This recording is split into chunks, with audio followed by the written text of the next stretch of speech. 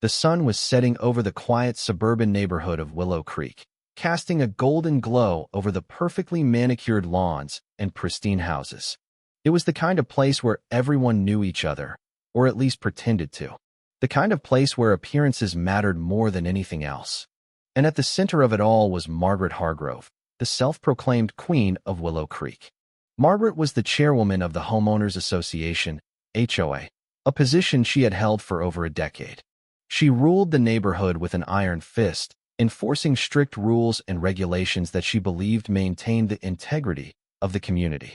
But beneath her polished exterior and perfectly coiffed hair, Margaret was a woman consumed by power and control. She had a knack for making people's lives miserable if they didn't conform to her standards, and she took great pleasure in it. Margaret's latest target was the Thompson family, who had moved into the neighborhood just 6 months ago. The Thompsons were different from the other residents of Willow Creek. They were a young, vibrant family with 2 children, Emily and Lucas. Emily was a bright, outgoing 12-year-old who loved to play soccer, while Lucas, their 10-year-old son, was autistic. Lucas was a sweet, gentle boy who found comfort in his routines and his long, flowing hair.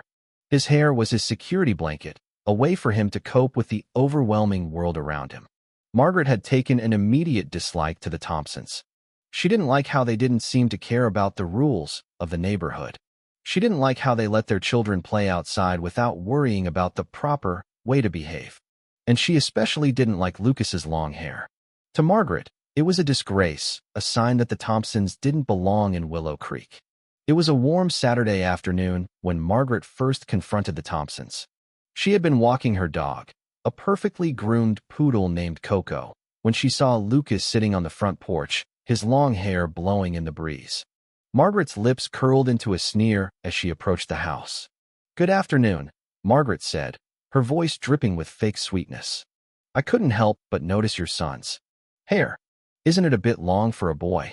Lucas's mother, Sarah, smiled politely, though her eyes narrowed slightly.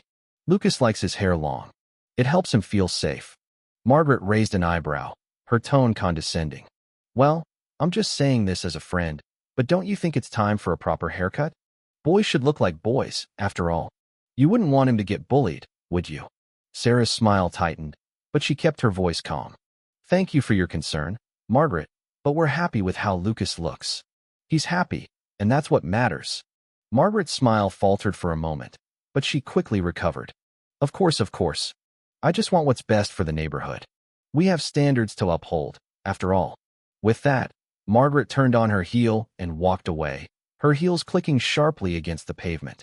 Sarah watched her go, a knot of unease forming in her stomach. She had heard stories about Margaret from the other neighbors, but she had hoped they were exaggerated. Now, she wasn't so sure. The tension between Margaret and the Thompsons continued to grow over the next few weeks. Margaret made snide comments at every opportunity, always under the guise of helping or offering advice. But the Thompsons tried to ignore her, focusing on their children and their lives. Then, one fateful afternoon, everything changed. Lucas was outside playing with Emily and a few of their friends. They were laughing and running around, enjoying the warm weather. Lucas's hair was tied back in a loose ponytail, but a few strands had come loose, framing his face. He looked happy, carefree. Margaret was walking by, as she often did, when she saw Lucas.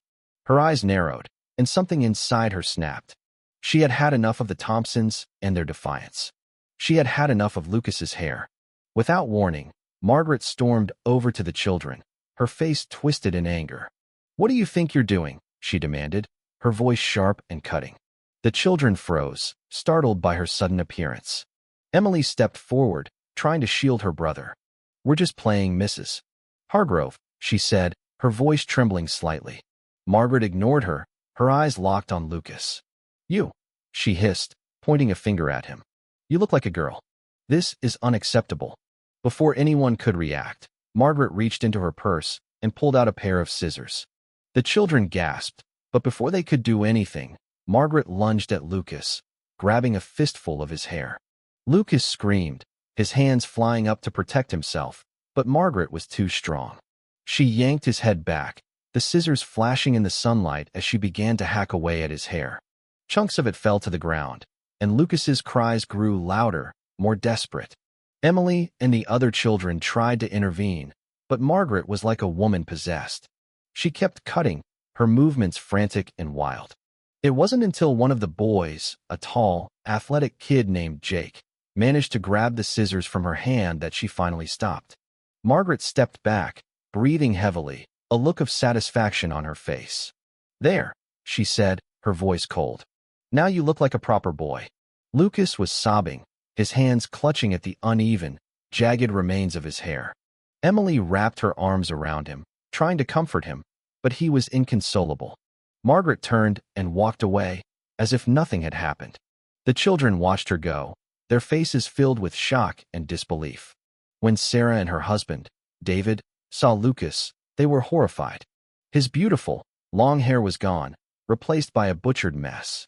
Lucas was trembling, his face streaked with tears, and he could barely speak. "Mom, Dad, she cut my hair," Lucas choked out, his voice breaking. Sarah's heart shattered. She had never felt so helpless, so angry. David, a former police officer, felt a rage unlike anything he had ever experienced. He had dealt with dangerous criminals in his career, but nothing compared to the fury he felt seeing his son treated like this. David took a deep breath, forcing himself to stay calm. He knew that if he let his anger take over, it wouldn't end well. But he also knew that Margaret had crossed a line, and she was going to pay for what she had done. David stormed across the street to Margaret's house, his fists clenched at his sides. He pounded on her door, his rage barely contained. Margaret opened the door, a smug smile on her face.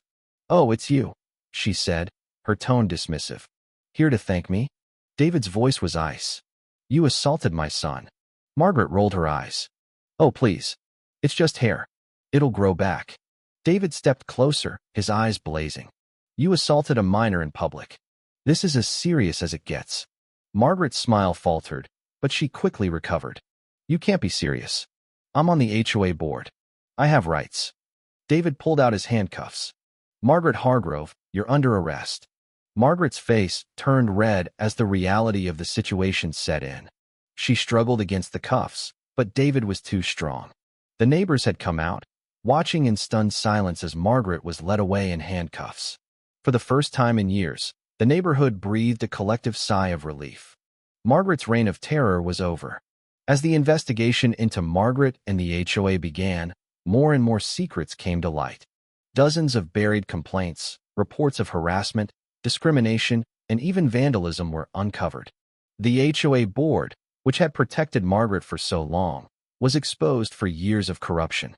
Margaret's husband, a wealthy businessman named Richard, wanted nothing to do with her. He filed for divorce, leaving Margaret alone and powerless. The neighborhood began to heal. People walked their streets without fear, no longer under the thumb of the HOA. The Thompsons, especially Lucas, began to recover. With the support of his family and friends, Lucas found his confidence again. Margaret had tried to break him, but she had failed. Lucas was stronger than she had ever imagined, and he would never let anyone take his power away again. Months later, the neighborhood of Willow Creek was a different place. The HOA had been disbanded, and the residents had come together to create a new, more inclusive community. The Thompsons were at the heart of it, leading the charge for change. Lucas had grown his hair back, but this time, it was his choice. He had found a new sense of confidence, a reminder that he was stronger than anyone who tried to bring him down. Margaret Hargrove was gone, her reign of terror a distant memory. The neighborhood had learned a valuable lesson. That power doesn't make you invincible, and that standing up for what's right is always worth it. As for Lucas, he had learned that he was never alone.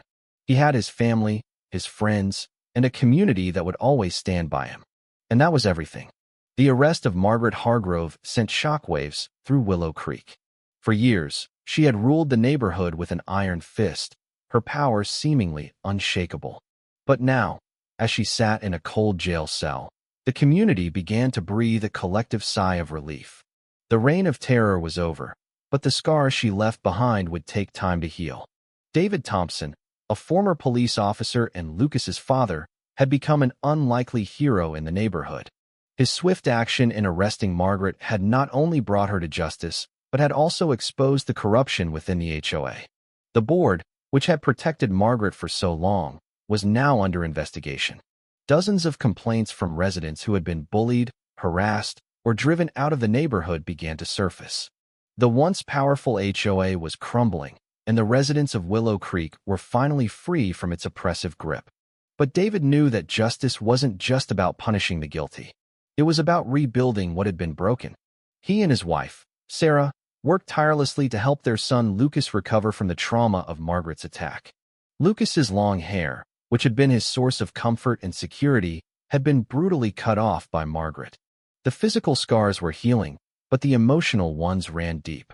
With the HOA disbanded, the residents of Willow Creek came together to create a new, more inclusive community. David and Sarah took the lead, organizing neighborhood meetings where everyone had a voice. The days of petty fines and arbitrary rules were over. Instead, the focus was on creating a safe, welcoming environment for all families, regardless of their background or appearance. One of the first changes was the creation of a community garden. The idea came from Emily, Lucas's older sister, who had always loved nature. The garden became a symbol of the neighborhood's rebirth, a place where families could come together to plant flowers, vegetables, and herbs. It was a space for healing, for connection, and for growth. Lucas, though still shy and reserved, found solace in the garden. He loved the feeling of the soil between his fingers, the smell of fresh herbs, and the sight of colorful flowers blooming. It was a place where he could be himself, free from judgment or fear. While the neighborhood was healing, Margaret Hargrove's life was falling apart. Her arrest had been a public humiliation, and the media had a field day with the story. Headlines like HOA tyrant arrested for assaulting autistic child and the fall of Willow Creek's queen dominated the news. Margaret, who had always prided herself on her image, was now the subject of ridicule and scorn. Her husband, Richard, wanted nothing to do with her. He had filed for divorce immediately after her arrest, cutting all ties with the woman who had become a liability to his business and reputation. Margaret's once lavish lifestyle was gone, replaced by the cold, sterile reality of a jail cell. But Margaret wasn't one to go down without a fight. She hired the best lawyers money could buy, determined to clear her name and regain her power. She claimed that she had been misunderstood, that her actions were for the good of the neighborhood. But the evidence against her was overwhelming. Security footage from the day of the attack showed her lunging at Lucas with scissors, her face twisted in rage. Witnesses, including the children who had been playing with Lucas, testified against her. The trial was a media circus, with reporters from across the country descending on Willow Creek to cover the case. Margaret, dressed in a tailored suit and wearing her signature pearl necklace, tried to maintain her composure. But as the evidence piled up, her facade began to crack. The courtroom was packed on the day of Margaret's trial. The Thompsons sat in the front row, Lucas sandwiched between his parents. He was nervous, his hands trembling as he clutched a small stuffed animal for comfort. But he was determined to face Margaret, to show her that she hadn't broken him. Margaret, on the other hand, sat at the defendant's table, her face a mask of cold indifference. She refused to look at the Thompsons, her eyes fixed straight ahead. Her lawyer, a slick, well-dressed man named Gregory, stood to deliver his opening statement. "Ladies and gentlemen of the jury," Gregory began, his voice smooth and confident. "This case is not about what happened on that fateful day. It's about a woman who dedicated her life to maintaining the standards of her community. Margaret Hargrove is a woman of principle, a woman who believed in doing what was right, even if it wasn't popular." David clenched his fists, his jaw tightening.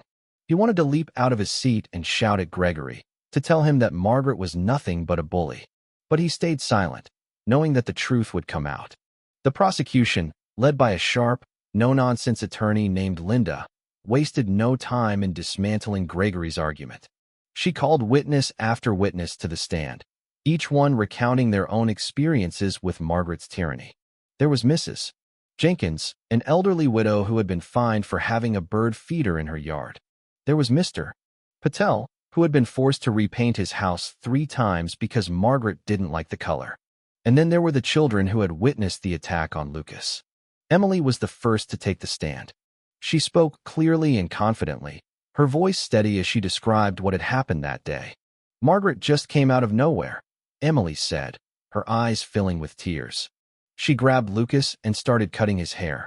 He was screaming, and she wouldn't stop. It was horrible. Lucas was next. He was nervous, his voice barely above a whisper as he recounted the attack. But as he spoke, his confidence grew. "My hair was important to me," he said, his voice trembling but firm. "It made me feel safe. And she took that away from me." The jury listened intently, their faces a mix of shock and anger. By the time Linda finished her closing argument, there was no doubt in anyone's mind that Margaret was guilty. The jury deliberated for less than 2 hours before reaching a verdict. Margaret sat at the defendant's table, her hands clasped tightly in front of her.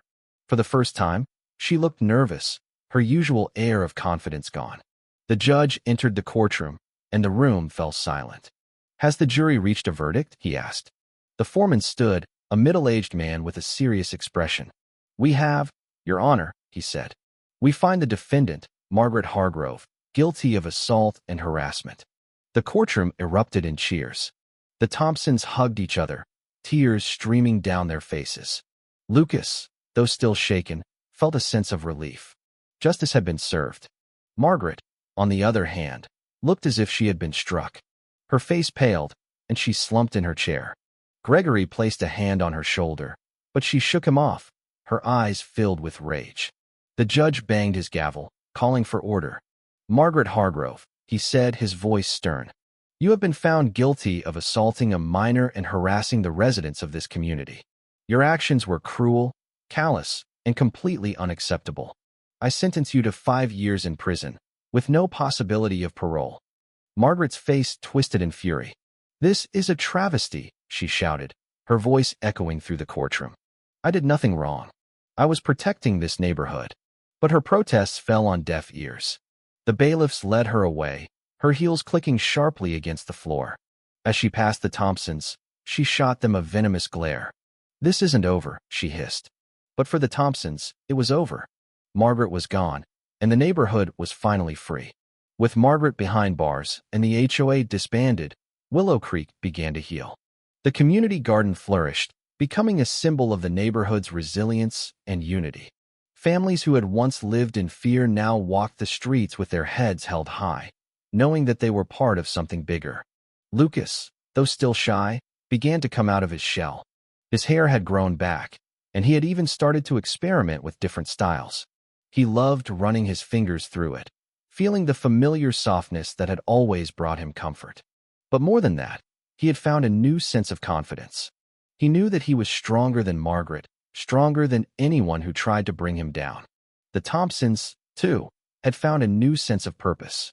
David had become a community leader, working to ensure that no one would ever abuse their power in Willow Creek again. Sarah had started a support group for parents of children with autism, providing a safe space for families to share their experiences and find support.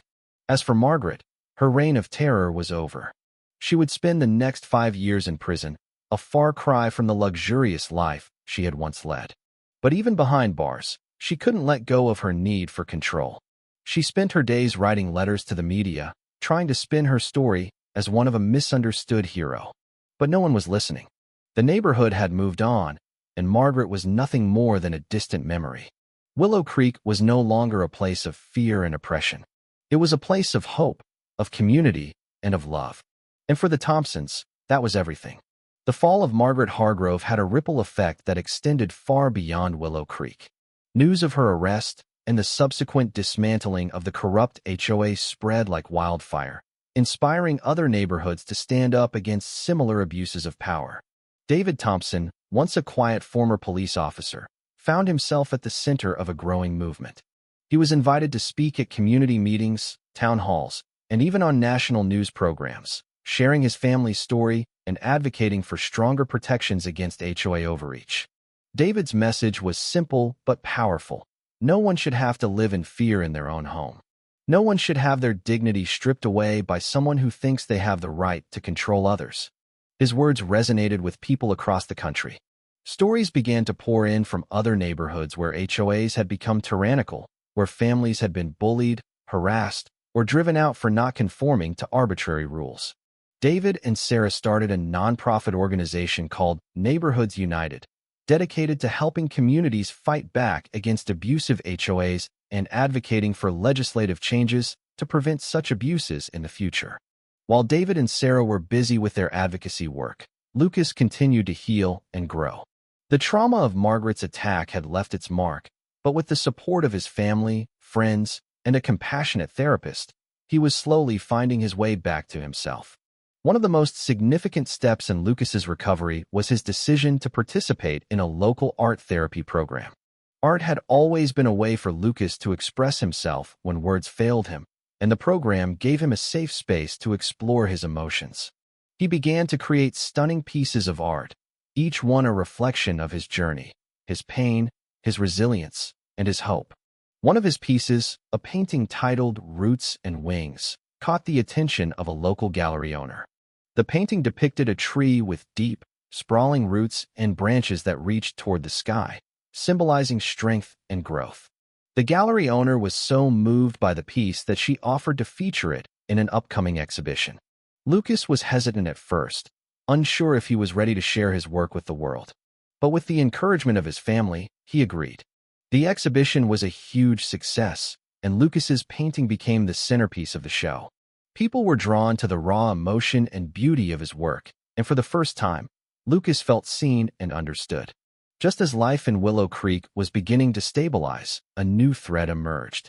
Margaret Hargrove, now serving her prison sentence, had not given up her fight. From behind bars, she began to orchestrate a campaign to discredit David and the Thompsons, using her connections and remaining influence to spread lies and misinformation. She claimed that David had fabricated the entire story, that he had arrested her out of personal vendetta, and that the Thompsons were nothing but opportunists looking to profit from her downfall. Her supporters, a small but vocal group of people who still believed in her, began to harass the Thompsons online and in person. The harassment started small: anonymous letters, nasty comments on social media, and phone calls in the middle of the night. But it quickly escalated. One evening, as the Thompsons were sitting down to dinner, a brick came crashing through their living room window, shattering the glass and sending shards flying across the room. David immediately called the police, but the damage had been done. The sense of safety the Thompsons had worked so hard to rebuild was shattered once again. David was determined not to let Margaret's supporters intimidate his family. He reached out to his contacts in law enforcement and hired a private investigator to track down the source of the harassment. Meanwhile, Sarah and Lucas focused on staying strong and supporting each other. The investigation revealed that Margaret had been communicating with a small group of loyal followers, using smuggled cell phones to coordinate her campaign. The group included former members of the HOA board, as well as a few wealthy individuals who had benefited from Margaret's reign of terror. With the evidence in hand, David worked with the police to bring charges against Margaret and her supporters. The case made national headlines, shining a spotlight on the lengths to which some people would go to protect their power. The trial of Margaret's supporters was a tense and dramatic affair. The prosecution presented a mountain of evidence, including text messages, emails, and recorded phone calls, all of which showed Margaret's direct involvement in the harassment campaign. Margaret, still in prison, was brought to the courthouse to testify. She appeared defiant, her chin held high as she took the stand. But as the prosecution began to question her, her confidence began to waver. Ms. Hargrove, the prosecutor began, did you or did you not instruct your supporters to harass the Thompson family? Margaret's lips curled into a sneer. I did what I had to do to protect my reputation, she said, her voice cold. They ruined my life. They deserve to suffer. The courtroom erupted in gasps and murmurs. The prosecutor pressed on. And did you or did you not order the brick thrown through the Thompsons' window? Margaret hesitated for a moment, then shrugged. I may have suggested it, she said, her tone dismissive. But I didn't do it myself. Her admission was the final nail in the coffin. The jury found Margaret and her supporters guilty on all counts, and the judge handed down harsh sentences. Margaret's prison term was extended, and her supporters were sentenced to community service and fines. With Margaret's final attempt to harm the Thompsons thwarted, the neighborhood of Willow Creek could finally move forward. The harassment stopped, and the sense of peace and safety returned. David and Sarah continued their work with Neighborhoods United, helping other communities fight back against abusive HOAs. Their story had become a beacon of hope, inspiring people to stand up for their rights and demand accountability from those in power. Lucas, now a confident and talented young artist, continued to create beautiful works of art. His painting, Roots and Wings, became a symbol of resilience and hope, and he was invited to speak at schools and community centers about his journey. The Thompsons had faced unimaginable challenges, but they had emerged stronger and more united than ever. They had proven that no matter how powerful the oppressor, the human spirit could not be broken. As for Margaret Hargrove, she faded into obscurity, her name becoming synonymous with tyranny and abuse. Her legacy was not one of power and control, but of the strength and resilience of those who had stood up to her. Willow Creek was no longer a place of fear and oppression. It was a place of hope, of community, and of love. And for the Thompsons, that was everything. With Margaret Hargrove's final defeat and the dismantling of her network of supporters, the Thompsons and the Willow Creek community could finally breathe easy. The neighborhood had transformed into a place of unity and resilience, where families supported one another and stood up against injustice. But for the Thompsons, the journey was far from over. Their fight had sparked a nationwide movement, and they were determined to keep pushing for change. David and Sarah's nonprofit organization, Neighborhoods United, had grown exponentially. What started as a small grassroots effort had become a powerful force for reform. They were now working with lawmakers to draft legislation that would regulate HOAs and prevent abuses of power. David spent countless hours testifying before state legislatures, sharing his family's story and advocating for stronger protections for homeowners. Meanwhile, Sarah focused on building a support network for families who had been victims of HOA harassment. She organized workshops, support groups, and online forums where people could share their experiences and find solidarity. The Thompsons had turned their pain into purpose, and their work was making a real difference. Lucas, now 12 years old, had blossomed into a confident and creative young boy. His art had become a source of inspiration not just for his family, but for the entire community. After the success of his painting Roots and Wings, Lucas was invited to participate in more art exhibitions and even had a few pieces displayed in a prestigious gallery in the city. One day, Lucas received an unexpected letter in the mail. It was from a well-known art school in New York City, inviting him to attend a summer program for young artists. The program was highly selective, and Lucas was one of only a handful of students chosen from across the country. At first, Lucas was hesitant. The thought of leaving his family and traveling to a big city was intimidating. But with the encouragement of his parents and sister, he decided to take the leap. "This is your chance to shine," Sarah told him, her eyes filled with pride. "You've worked so hard for this. Don't let fear hold you back." The summer program was a life-changing experience for Lucas. He met other young artists who shared his passion, and he was exposed to new techniques and styles that expanded his creativity. By the end of the program, Lucas had created a new piece of art, a vibrant, abstract painting titled Breaking Chains. The painting symbolized freedom, resilience, and the power of standing up against oppression. When Lucas returned home, he was greeted with a surprise. The local community center had organized an art show in his honor, showcasing his work and celebrating his journey. The event was a huge success, and Lucas felt a deep sense of gratitude for the support of his family and community. Just as life seemed to be settling into a new normal, a new challenge arose. A powerful real estate developer named Victor Kane had set his sights on Willow Creek.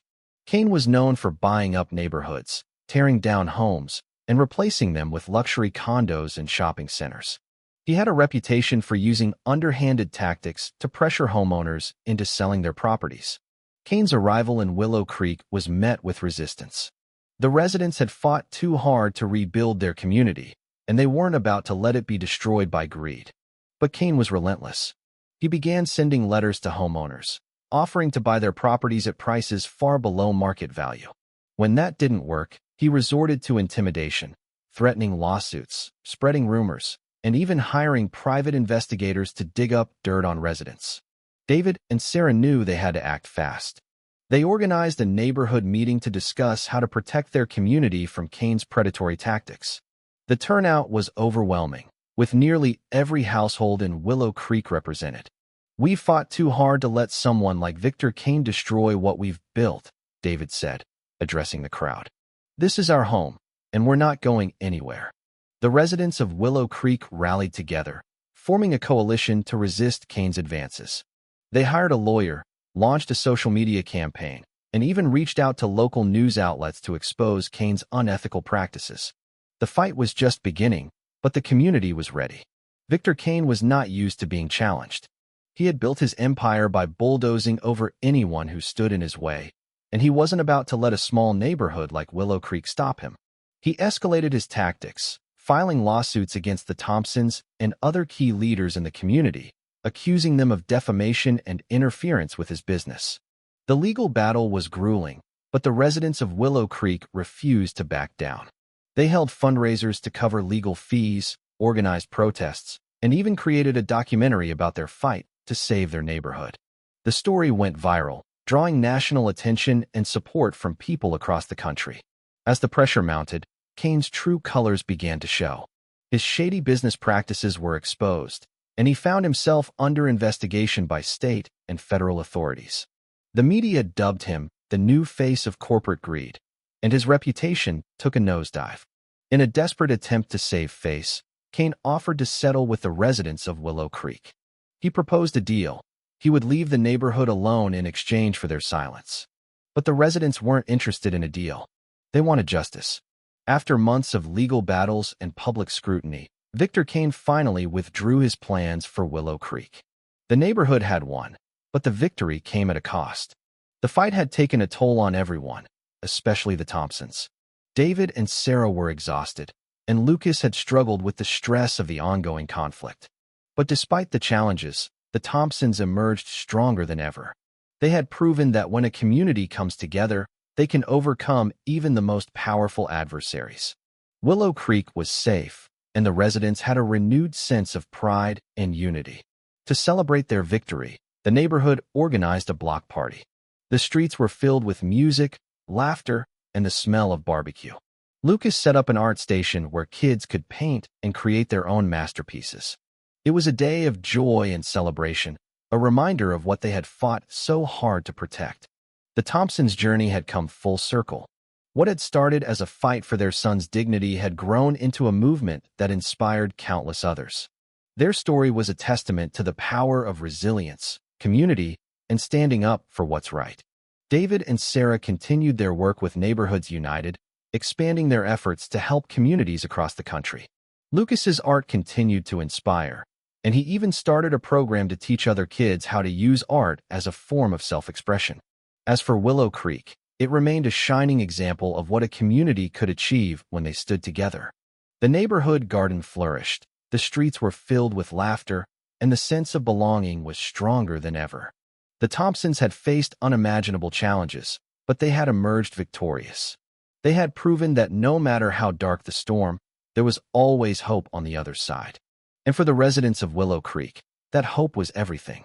With Victor Kane defeated and Willow Creek thriving, the Thompsons found themselves at a crossroads. Their fight had brought them closer as a family and had given them a sense of purpose, but it had also taken a toll. David and Sarah knew it was time to take a step back, to focus on their family and their own well-being. David decided to step down from his leadership role at Neighborhoods United, passing the torch to a new generation of activists who were eager to continue the fight for fair housing and community rights. Sarah, too, took a break from her advocacy work, choosing to focus on her family and her own mental health. For Lucas, life was better than ever. His art continued to gain recognition, and he was even invited to speak at a national conference on youth empowerment. His story of resilience and creativity inspired countless others, and he became a role model for kids who had faced adversity. But as the Thompsons settled into their new normal, they couldn't shake the feeling that their journey wasn't over. They had fought so hard to protect their community, but they knew there were still battles to be fought, both in Willow Creek and beyond. One evening, as the Thompsons were enjoying a quiet dinner at home, they received an unexpected visitor. It was Maya Patel, a young woman who had grown up in Willow Creek and had recently returned after finishing law school. Maya had been inspired by the Thompsons' fight and had dedicated her career to fighting for housing justice. "I need your help," Maya said, her voice urgent. "There's a new development project in the works, and it could destroy everything we've fought for." Maya explained that a powerful corporation, Greenfield Developments, had quietly acquired a large plot of land on the outskirts of Willow Creek.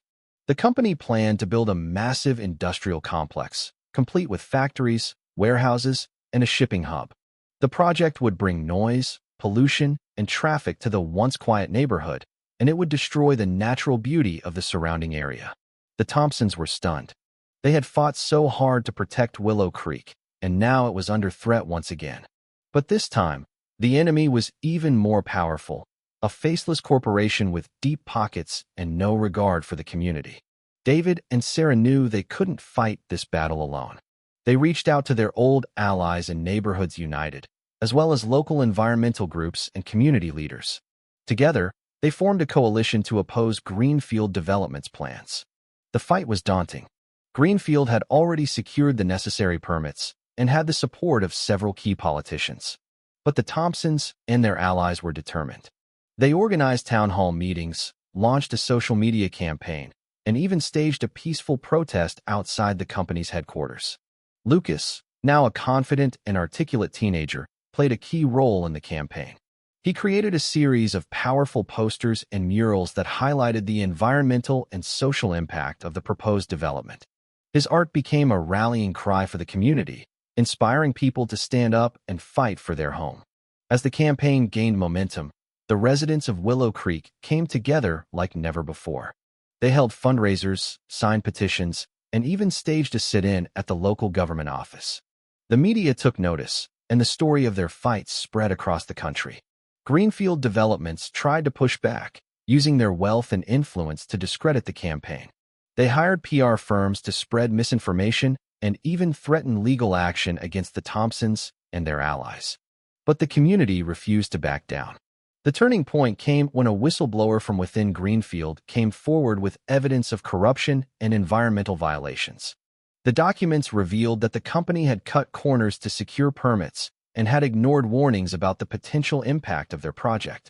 The revelations sparked public outrage, and Greenfield's plans were put on hold pending a full investigation. The Thompsons and their allies had won a major victory, but they knew the fight wasn't over. With Greenfield Development's plans in limbo, the residents of Willow Creek began to think about the future. They didn't just want to stop the industrial complex. They wanted to create something better in its place. David and Sarah proposed a new vision for the land, a community park and nature reserve that would preserve the area's natural beauty and provide a space for families to enjoy. The idea was met with overwhelming support, and the community came together to make it a reality. Lucas played a key role in designing the park, using his artistic talents to create a space that was both beautiful and functional. The park featured walking trails, a playground, and even an outdoor art gallery where local artists could display their work. The project was a testament to the power of community and the importance of standing up for what you believe in. It was a reminder that even in the face of overwhelming odds, change was possible. As the park neared completion, the Thompsons reflected on their journey. They had faced unimaginable challenges, but they had emerged stronger and more united than ever. Their fight had inspired others to stand up for their communities, and their legacy would live on for generations to come. The park was officially named Thompson Park, in honor of the family that had fought so hard to protect Willow Creek. At the grand opening, David, Sarah, and Lucas stood together, surrounded by friends, family, and neighbors. It was a moment of triumph, a celebration of all they had achieved. As Lucas looked out at the crowd, he felt a deep sense of gratitude. He had been through so much, but he had never given up. His art, his family, and his community had given him the strength to keep going, even in the darkest times. The Thompsons' journey was far from over, but they knew that whatever challenges lay ahead, they would face them together. They had proven that no matter how powerful the enemy, the human spirit could not be broken. And for the residents of Willow Creek, that was everything. With Thompson Park now a vibrant centerpiece of Willow Creek, the neighborhood entered a new era of unity and prosperity. The park became a symbol of resilience, a testament to what could be achieved when a community stood together. Families gathered there for picnics, children played on the playground, and local artists showcased their work in the outdoor gallery.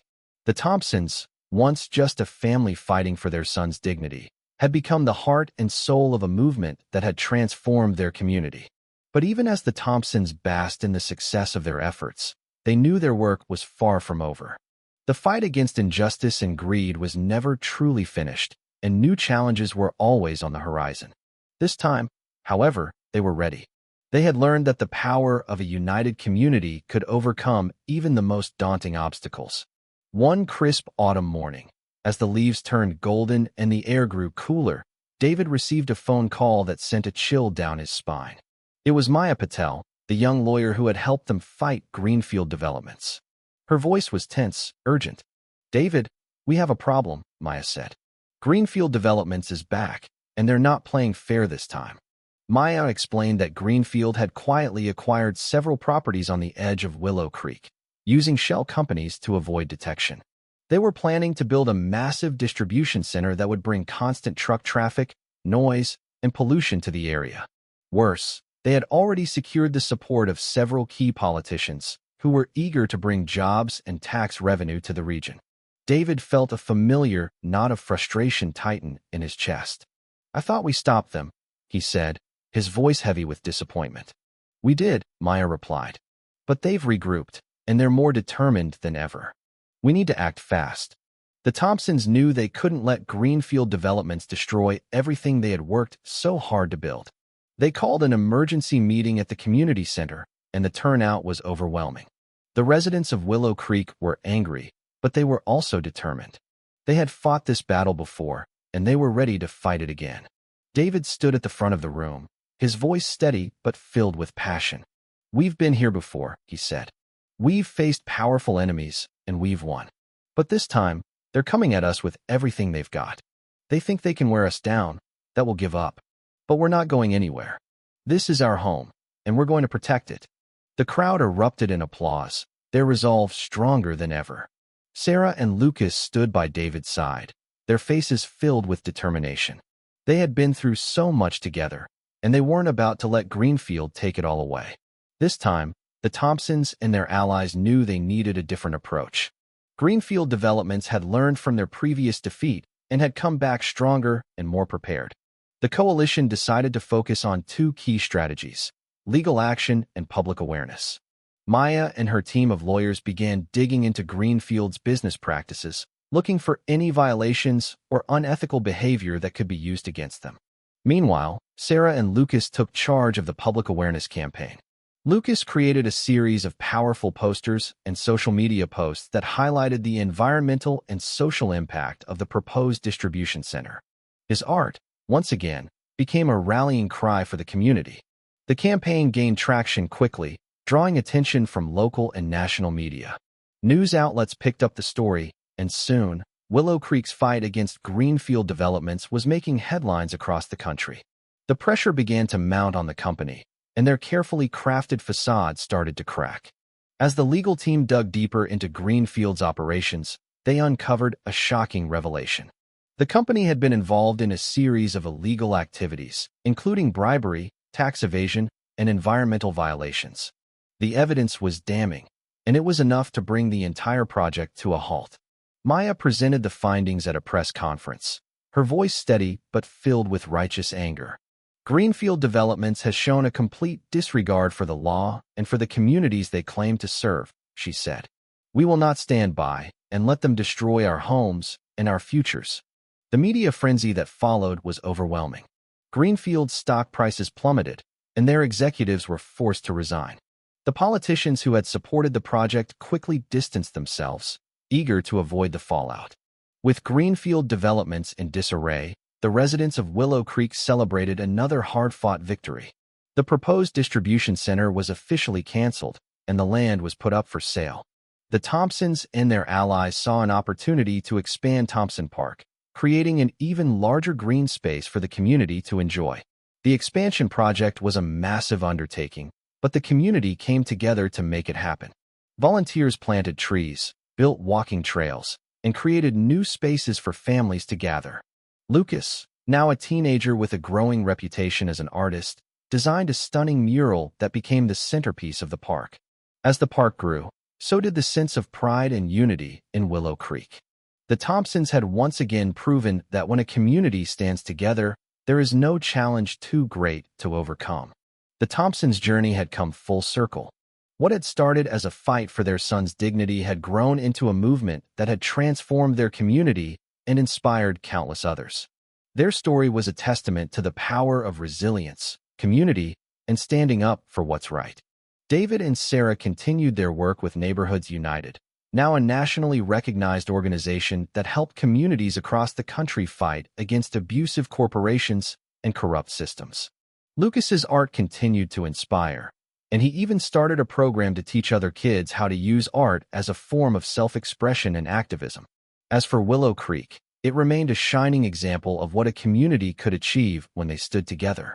The neighborhood garden flourished, the streets were filled with laughter, and the sense of belonging was stronger than ever. The Thompsons had faced unimaginable challenges, but they had emerged victorious.